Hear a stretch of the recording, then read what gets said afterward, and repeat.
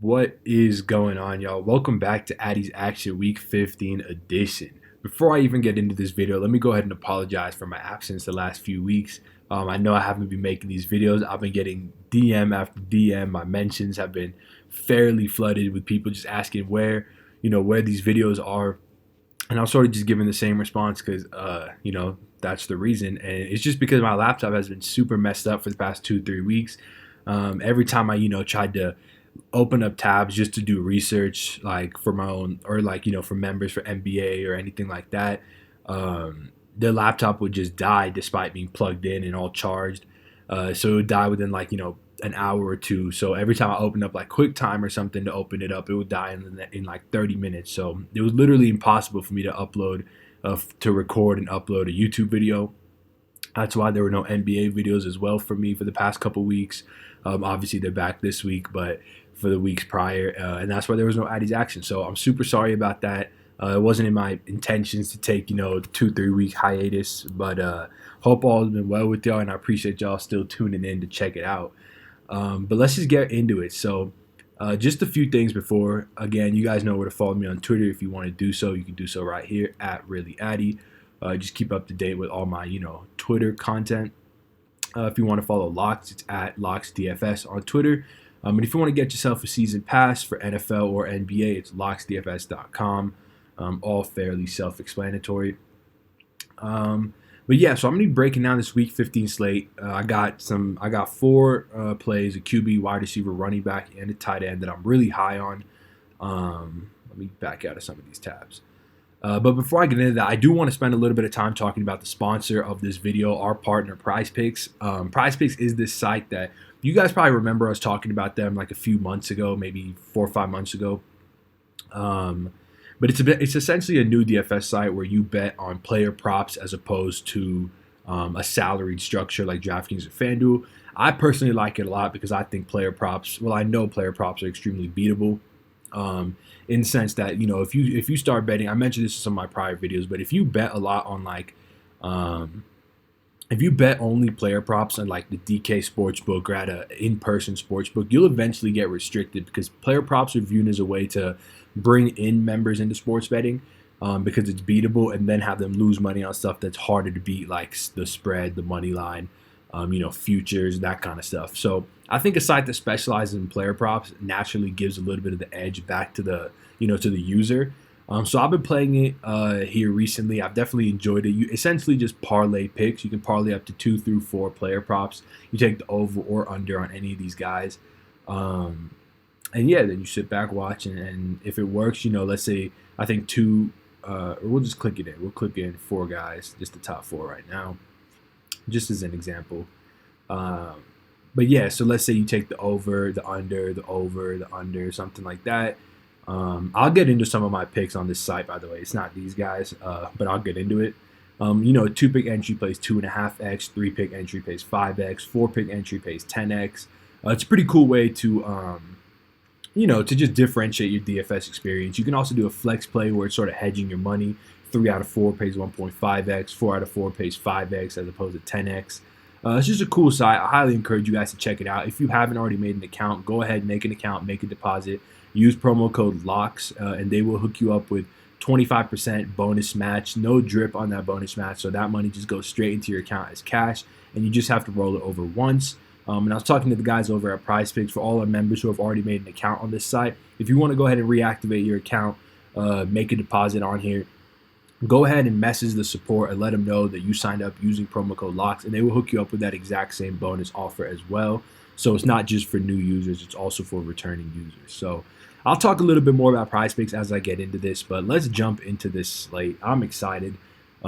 This Week 15 slate definitely interesting. Early in the week, it was looking like there was going to be a bunch of injuries, and we were going to have to get gross at some places with Isaiah Ford and stuff like that. But in that specific case, looks like Devontae Parker's playing. And it looks like a lot of these injured guys will end up suiting up, so it should be a pretty standard Week 15 week. The DraftKings Fantasy Football Championship is this week.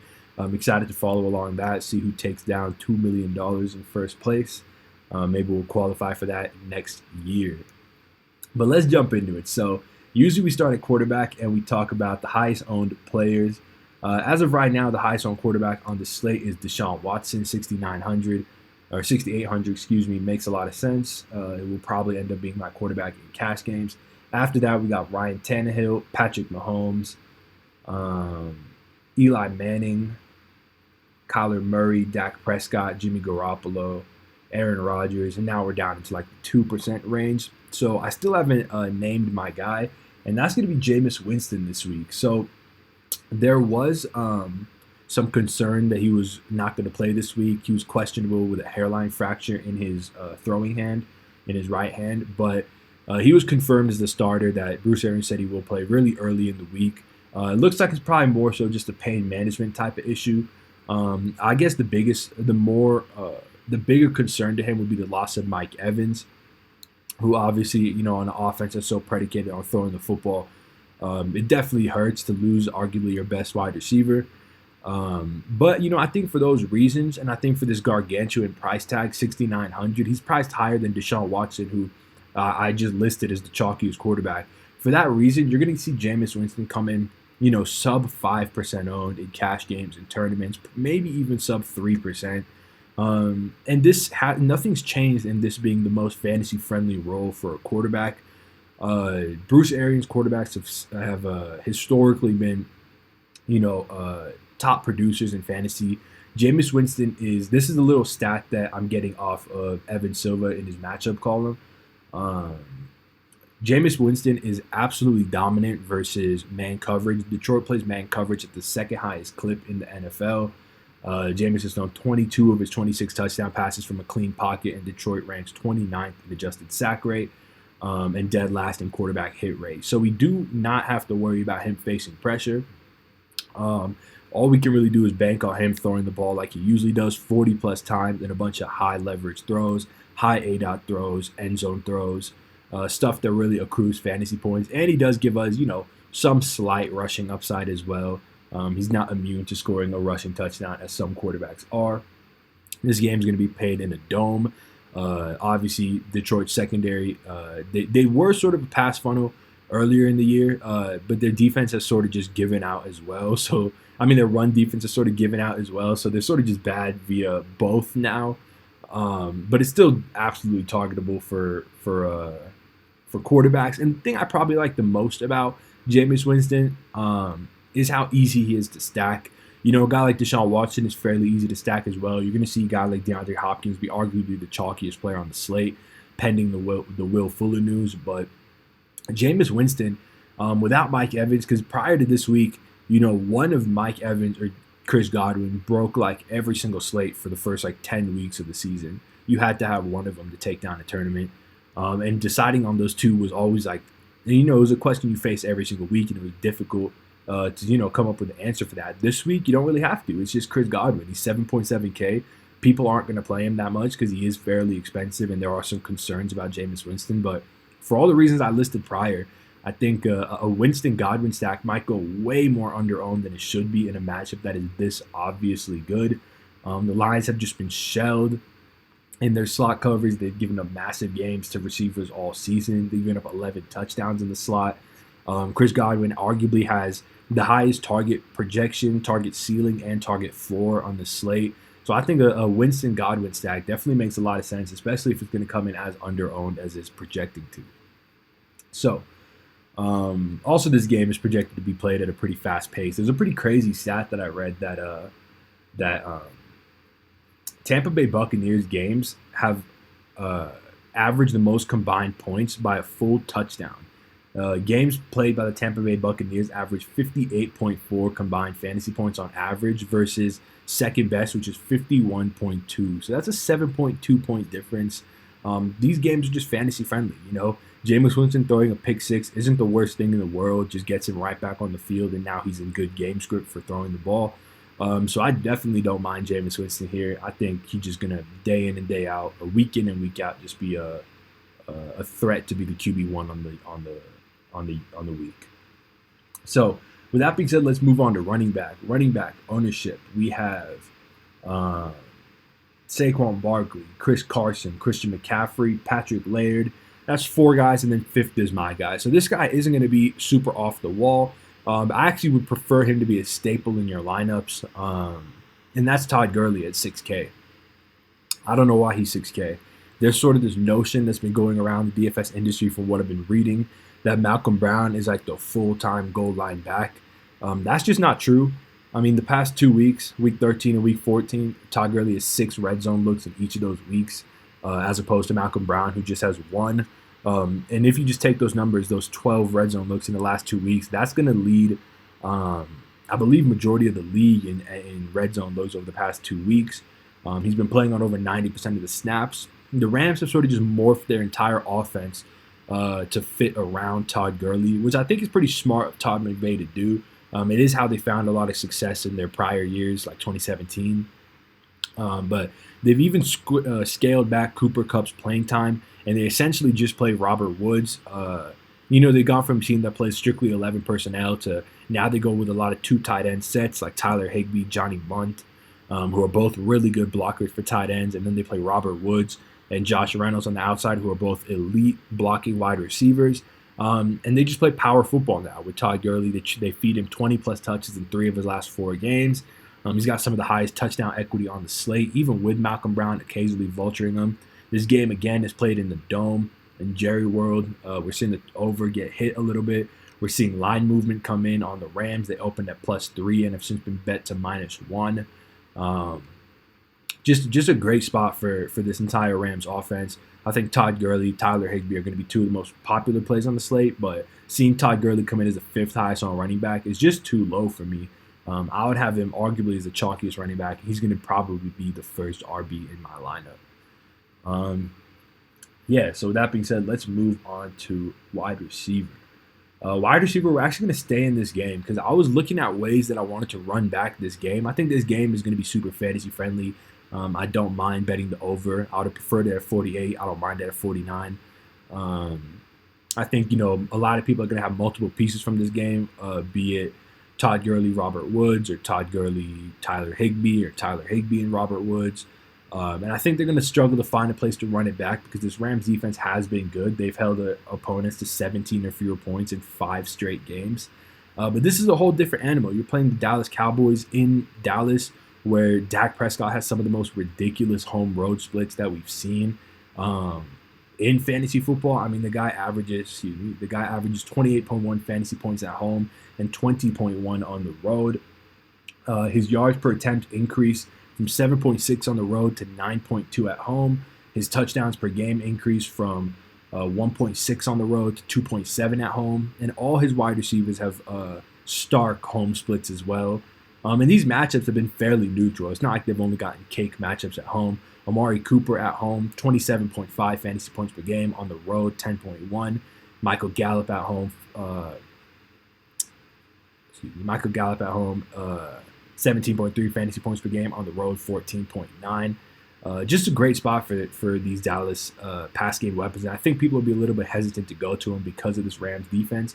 But I like Michael Gallup. He's going to be the Addy's Action wide receiver of the week, 5.7K. If we go to airyards.com, look at weeks 1 through 15, filter it to the Dallas Cowboys, and just look at Amari Cooper and Michael Gallup, they are way closer than I think people actually realize.